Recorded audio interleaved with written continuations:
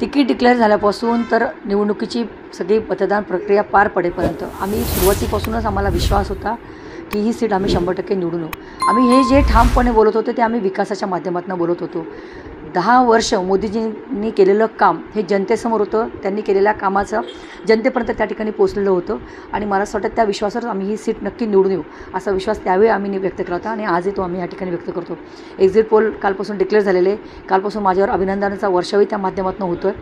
आणि हे करत असताना आमचे महायुतीचे सगळे तिघही मंत्री, आमचे सन्माननीय गिरीश भाऊ, गुलाब भाऊ, अनिल दादा, आमचे सगळे सन्माननीय आमदार मंगेश दादा, राजू मामा, चिमानबा, किशोरप्पा आणि सगळे महायुतीचे सगळे आमचे आमदार, आमचे सगळे पदाधिकारी आणि जनता जनार्दन यांच्यावर मला पूर्ण विश्वास होता. कारण आम्ही एक एक मतदारापर्यंत त्या ठिकाणी पोहोचण्याचा प्रयत्न केला होता.